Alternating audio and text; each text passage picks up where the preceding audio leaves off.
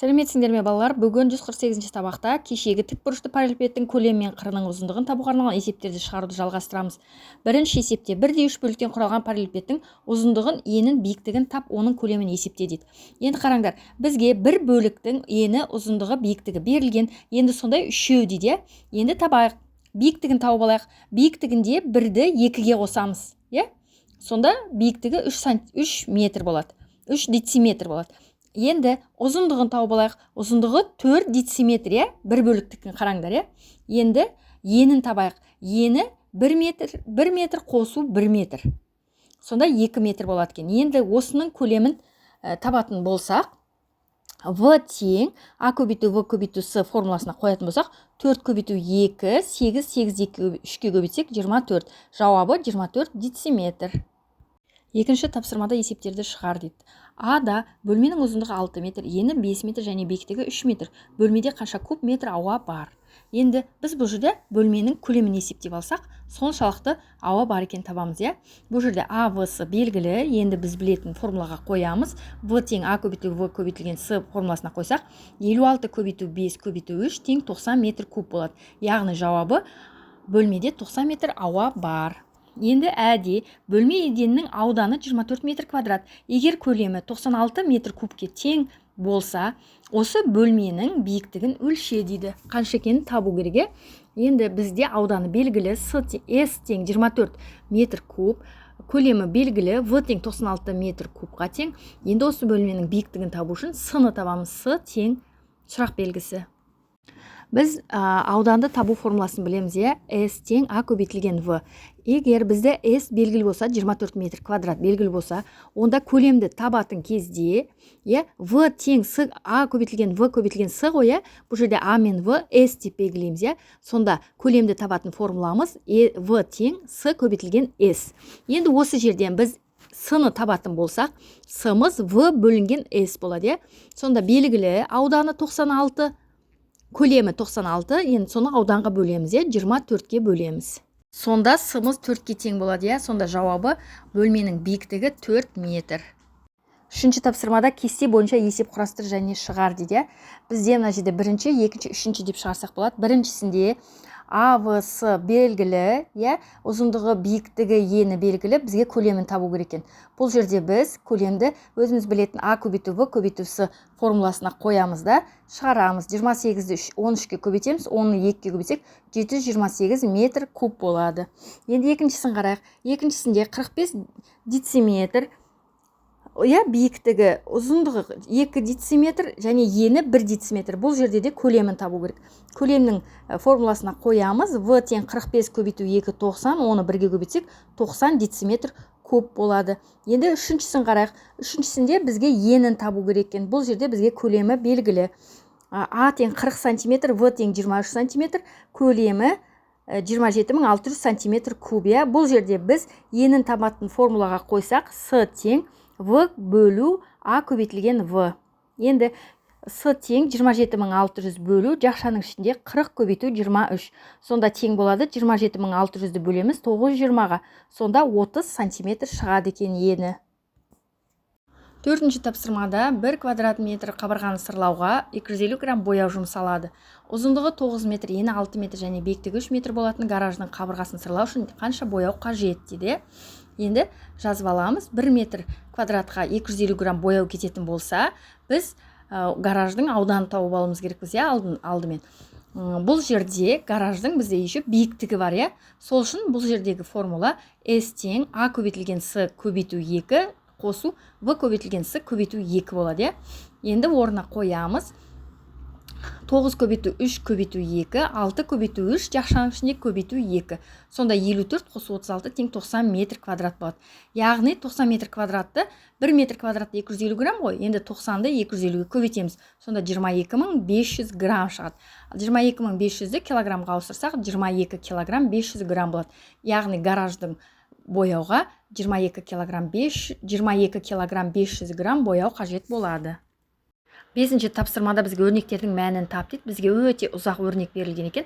Бұл жерде біз ең алдымен жақшаның ішін орындаймыз. Жақшаның ішіндегі көбейту немесе бөлуді орындаймыз. Одан кейін барып жақшаның ішіндегі қосу алуды орындаймыз. Одан кейін барып жақшаның сыртындағы бөлу көбейтуді, одан кейін барып қосу мен алуды орындаймыз. Бізде бірінші өрнектің мәні 105.050-ге тең екен. Ал екіншісінде де тура сол сияқты шығарамыз. Бірінші жақшалардың ішін орындаймыз, одан кейін жақшаның сыртындағы көбейту бөлуді, одан кейін барып қосу алуларды орындаймыз. Екінші өрнектің мәні 46.568-ге тең болады екен. Алтыншы тапсырмада бізге қабырғалары 6 см болатын шаршы сыз. Осы шаршының 3-тен 1 бөлігін боя, шаршының ауданы мен периметрін және оның боялған бөлігінің ауданы мен периметрін тап дейді. Ең алдымен біз осы шаршыны сызамыз 6 см-ліге, енді 3-ке бөлеміз. 3-те біреуі 2 см-лік қып, 3-ке бөлгенде біреуі 2 см және 6 см қабырғалар. Енді соның периметрін табамыз. Бірінші ауданын табайық. Толық шаршының ауданы 36 см болады. Толық шаршының периметрі 24 см болады. 4-ті 6-ға көбейте саламыз. Енді осы жерден бір қабырғасын ғана тауып аламыз. Бір қабырғасын 6-ны 3-ке бөлсек, ол 2 см болады. Енді 2 см-дің ауданын табамыз. Біз аудан табатын формуланы білеміз. S тең А көбейтілген В. Сонда 6-ны 2-ке көбейтсек 12 см болады ауданы. Енді периметрі А қосу В көбейтілген 2. 6-ны 2-ке қосақ 8, 8-ні 2-ке көбейтсек 16 см. Яғни бір бөлігінің периметрі 16 см. Ал А вариантында диаметрі 5 см болатын шеңберсіз, оның жартысын боя дейді. Шеңбер сызамызда жартысын бояймыз. Жетінші тапсырмада кесте бойынша өрнектер құр және жаз, олардың мәнін тап дейді. Бұл жерде бірінші қосылғыш 7256, көбейту 31, екінші қосылғыш 42250. 7256-ны 31-ге көбейтсек 224936 болады. Оған 42250-ді қосақ 267186 болады. Сол сияқты екіншісі де 11661 бөлу 23 қосу 25898 тең 507 қосу 25898 тең 26405. 156-ны бөлеміз 26-ға, қосамыз 11 көбейту 265 тең 6 қосу 2915 тең 2921 болады. 45689-ды қосамыз, жақшаның ішінде 258962 алу 356 тең 45689 қосу 258606 тең 304295 болады. Енді астындағы азайғыш 282 көбейту 156, екінші азайтқыш 136576 бөлу 64. Сонда 43992 алу 2134 тең 41858. 456 көбейту 24 бірінші азайғыш, енді азайтқыш 10635 бөлу 15. Сонда 10944-тен аламыз 709-ды. Тең 10235 болады. Сол сияқты қалған екі есепті де тура осылай жазып шығуға болады. 8-ші тапсырмада балалар жұқа тақтайдан өлшемі суретте көрсетілгендей тік бұрышты параллелепипед түріндегі жер серігі моделін дайындады. Қай модельге жұқа тақтай артық жұмсалады және қаншаға артық дейді. Енді бұл жерде астында көрініп тұр, бізде ені, биіктігі, ұзындығы барлығын жазып аламыз. Содан кейін барып осыны ауданын табу формуласына қоямыз. Енді біріншісінде А 40 см, В 30 см, С 50 см. Енді осыны S ауданды табуға қоятын болсақ, бұл жердегі формула А көбейту В қосу, А көбейту С қосу, В көбейту С жақшаның сыртында көбейтілген 2 болады. Сонда орнына қояйық 40 көбейту 30 қосу 40 көбейту 50 қосу 30 көбейту 50 жақшаның сыртында көбейтеміз 2-ге. Сонда жақшаның ішінде 1200 қосу 2000 қосу 1500 шығады. Ол 4700 болады. Оны 2-ге көбейтсек 9400 см квадрат болады екен. Енді екіншісін қарайық. Екіншісінде ұзындығы 40 см, биіктігі 20 см, ені 30 см екен. Енді бұны тура бағанағы формулаға қоямыз да шығарамыз. 40 көбейту 20 қосу 40 көбейту 30 қосу 20 көбейту 30 көбейтілген 2. Сонда 5200 см квадрат болады екен. Енді 9400-ден 5200-ді аламыз, сонда 4200 сантиметр квадрат қалады. Яғни бірінші модельге, екінші модельге қарағанда 4200 сантиметр артық тақтай жұмсалады. 9-шы тапсырмада сызбада неше тік төртбұрыш бар дейді. Егер боялған бөліктердің ауданы 25 мм квадрат болса, онда тік төртбұрыштың ауданы қанша дейді. Бұл жерде боялғанды беріп тұр, 25 мм деп. Біз енді толық ауданды табуымыз керекпіз. Толық ауданды табу үшін 25 мм-ді мына жерде қанша сондай бөлік бар екен көбейтеміз. Бұл жерде 16 бөлік бар екен. Яғни 25-ті 16-ға көбейтсек 400 мм квадрат болады. Яғни мына бірінші тік төртбұрыштың ауданы, толық ауданы 400 мм квадрат. Енді әні қарайық. Әде бір бөліктің ауданы 25 мм квадрат болып тұр. Енді бізге сондай осы тік төртбұрыштың толық ауданын табу үшін осындай бөліктерге бөліп шығуымыз керекпіз, бөлінбеген жерін. Сонда бөліп шығып санайтын болсақ 17 болады.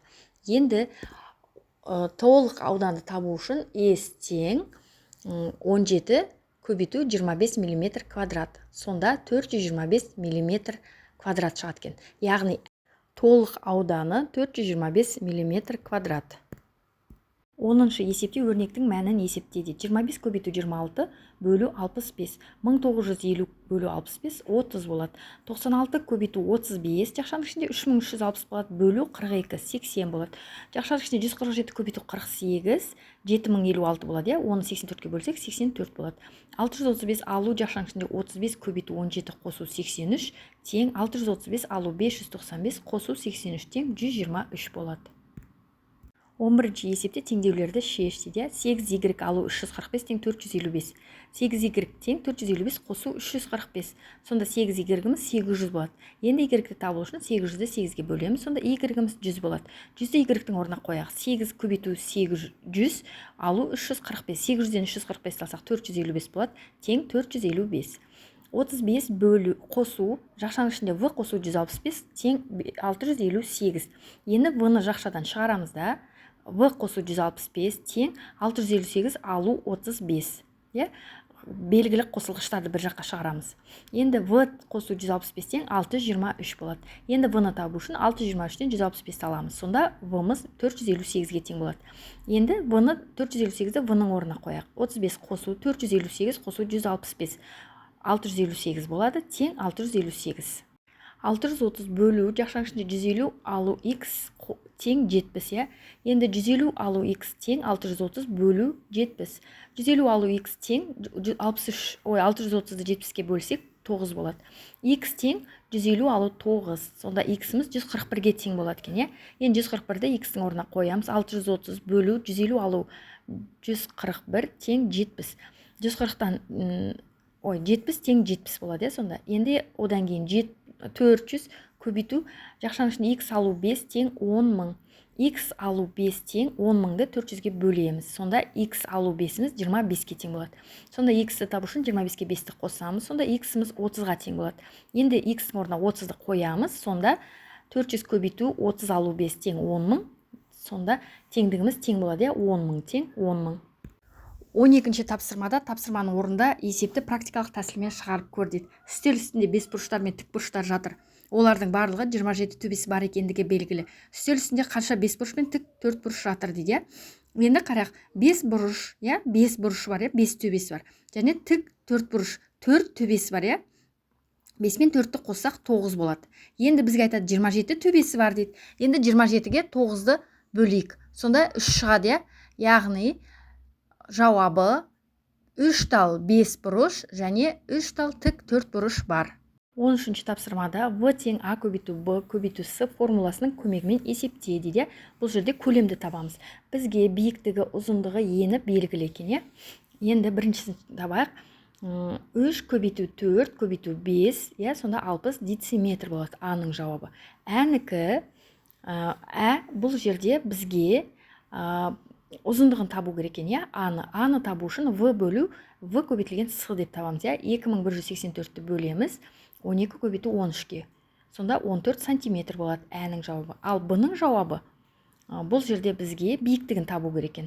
Биіктігін табатын кезде v тең v бөлу a көбейтілген с, 9200-ді бөлеміз 23 көбейтілген 25-ке. Сонда 16 сантиметр шығады.